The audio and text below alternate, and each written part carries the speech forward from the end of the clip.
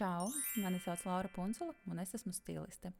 Šī būs mana pati pirmā podkāstu sērija, jebkad manā dzīvē. Ar to es apsveicu sevi, un es apsveicu arī jūs. Kāpēc es esmu nolēmusi šo darīt? Pirmām kārtām es gribēju pamēģināt šādu formātu, kā podkāstu, jo esot viens pret viens ar klientiem, man ļoti patīk parunāties, sarunāties, apspriest modi, modes filozofiju, tēla filozofiju un ne tikai. Man vienkārši patīk runāt par modi. Un šķita, ka šis varētu būt labs formāts. Turklāt man to patīk darīt tādā diezgan familiārā veidā, kā draudzenei ar draudzeni. Tāpēc šis noteikti nebūs striktas lekcijas, un es nebūšu bargā skolotāja, kas tur tagad teiks kaut ko sliktu. Mēs vienkārši parunāsimies un pafilozofēsim, un cerams, ka tas raisīs arī plašākas diskusijas. Otrakārt, man diezgan regulāri raksta dāmas un saka, ka viņas var klausīties, kā es runāju, un ka viņas grib klausīties, kā es runāju, lai nu ko es arī tajā brīdī nestāstītu. Un arī pēc human design balss man ir diezgan būtisks līdzeklis, kā iet pasaulē, tāpēc nolēmu, kāpēc gan nepamēģināt, nenoriskēt, un tad jau redzēsim, kur mūs tas tālāk aizvedīs. Treškārt, es neesmu redzējis šādu formātu, jeb stilistu pieeju Latvijā, un man vienkārši patīk būt pirmajai. Un ceturtkārt, lai jūs beidzot redzētu mani tādu, kāda es esmu savā brīvajā dabā, jo Instagram storijos man nepatīk rakstot, izmantot emoji, un līdz ar to daudziem ir īpatnējs priekšstats par mani, ka es esmu bargāka nekā varbūt es patiesībā esmu. Šodienas galvenā tēma ir vairāk iepazīties un pastāstīt, kā es nokļuvu līdz tam, ko es daru tagad. Pretēji kā ar daudziem citiem, es nekad savā bērnībā negribēju kļūt par stilistu, un vispār ne par ko tādu es nekad nedomāju. Es godīgi pat neesmu pārliecināta, ka manā bērnībā pastāvēja tāda profesija. Vai mani interesēja apģērbs? Nosacīti. Mani tas interesē tādā līmenī, kā sevi radoši izpaust un kā panākt jebkādu unikalitāti vai personību ar tiem līdzekļiem, kas man bija. Mums ģimenē nebija īsti līdzekļu apģērbam, tad es izpaudos kā prātu. Man ir diezgan radošs prāts, vienmēr esmu bijusi mākslinieciska, es esmu dzīves pēc horoskopa, tas daudz ko izskaidro.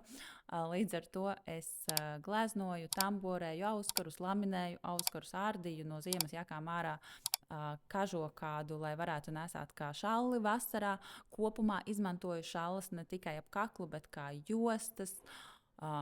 Principā man pat bija berete. Es neatceros, vai es viņu pati izveidoju vai kaut kur dabūju. Principā es biju kā tāds hipijs ar kedām, vilnas zeķēm, rūtainiem sārkiem un tādā paskatā. Tā teikt, es centos savās iespēju robežās. Vai mani interesēja trendi? Jā. Bet es no tiem vienkārši apzināti gāju prom, jo vienkārši nevarēju tikt līdzi tiem finansiāli. Un es ļoti labi atceros, ka, ja nemaldos 11. vai 10. klasē, es paralēli mācībām strādāju drogās. Un par nopelnīto naudu es beidzot nopirku tos pirmos trendīgos džinsus, kas man patika.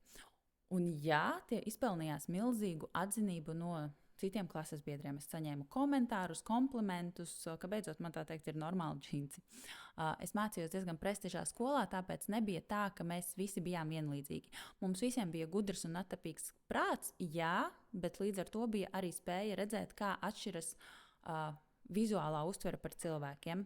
Un es domāju, ka tas ir viens no iemesliem, kāpēc man ir ļoti svarīgi trendi, bet arī personības izpausme nav mazāk svarīga. Es vienkārši mācoties tur, kur es mācījos, ātri sapratu tieši šos pasaules noteikumus, kā ir jāspēlē. Es noteikti nojautu apģērba un tēla nozīmi, bet nesapratu vēl līdz galam, kā ar to pareizi operēt. Jebkurā gadījumā pēc skolas es aizgāju studēt mārketingu un tur arī strādāju. Vai man patika? Nē. Paralēli es biju profesionāls fotogrāfs.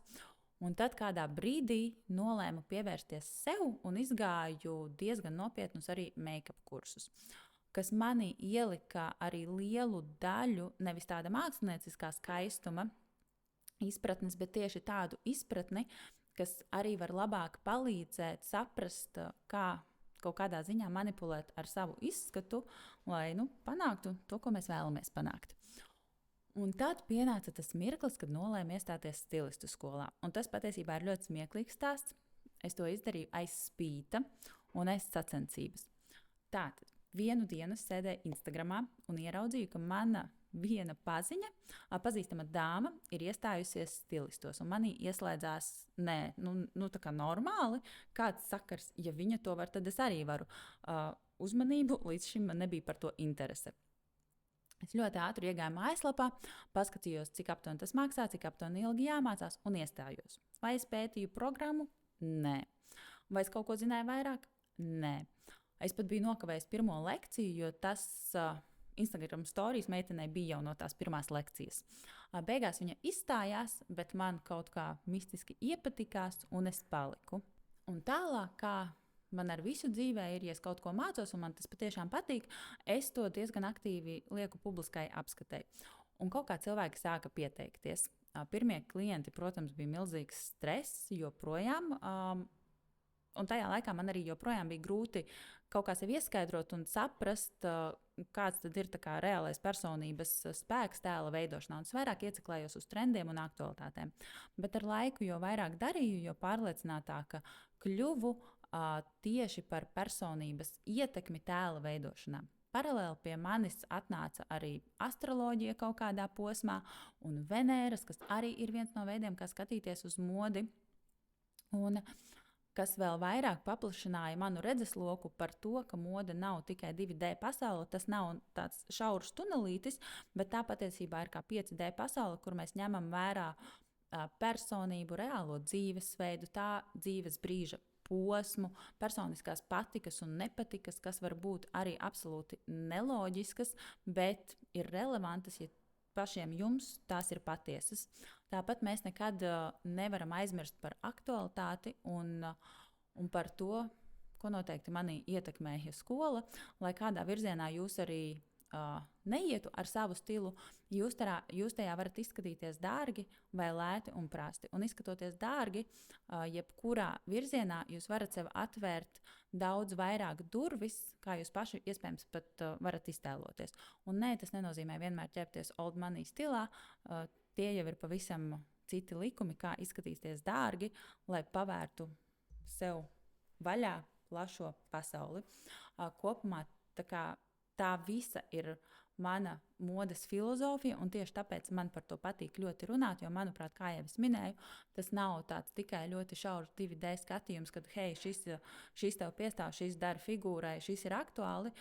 Tur iekšā tajā visā ir daudz vairāk filozofijas. Mēs uz modi varam skatīties no ļoti daudziem aspektiem, kā jau es minēju, no tās pašas astroloģijas. Mēs varam skatīties no simbolikas, mēs varam skatīties no ir miljons veidi, kā uz to skatīties, un ir ļoti svarīgi neizslēgt nevienu no veidiem, nevienu no filozofijas veidiem un ļaut sev pašai iet tajā iekšā psiholoģiski un saprast, kas tevi ceļ un kas varbūt tās netik ļoti ceļ. Un tīri for fun, lai jūs vairāk iepazītu mani un manas kaut kādas preferences, paspēlēsimies ar pāris jautājumiem. Visdrīzākais jūs man neticēsiet, bet es daudz labprātāk ceļojumā dodos ar mazo bagāžu. Es ciest nevaru braukt ar lielo bagāžu, un jā, es esmu braukusi arī ar mazo bagāžu. Pat tad, kad mēs 3 draudzenes braucām uz vairākām dienām uz Parīzi, uz mums visām 3 bija tikai viena rokas bagāža. Labākais formāts ever. Šobrīd man tā nesanāk tikai tāpēc, ka man ir daudz jābildē tēli. Tāpēc es arī ņemu daudz visu, ko līdzi. Man ļoti patīk ādas jakas uz citiem, uz sevis nē. Lai cik man ir bijušas ādas jakas, es viņas uzvelku varbūt tās maksimums 3-4 reizes, un visu man jau gribās no tām atbrīvoties. Līdz ar to viennozīmīgi trencis. Ņemot vērā, ka man jau nav nejausmas, cik gadus ir gan manikīrs, gan pedikīrs, viennozīmīgi manikīrs. Dabiski nagi priekš manis personīgi vienkārši nav tik skaisti. Ja tieši revīzija ir par manu skapi, tad spontāni. Es neesmu diži liels plānotājs, un uz priekšu tik ļoti svarīgas tādas lietas ieplānot man ir sarežģīti, tāpēc man vairāk patīk izdomāju tagad daru. Man absolūti nav svarīgi katru dienu uzvilkt kaut ko citu, ja man kaut kas ļoti iepatīkās, es uz to tiešām varu ieciklēties, un es varu vilkt vairākas dienas pēc kārtas. paldies, ka noskatījies, un jau pavisam drīz tiekamies nākamajā video.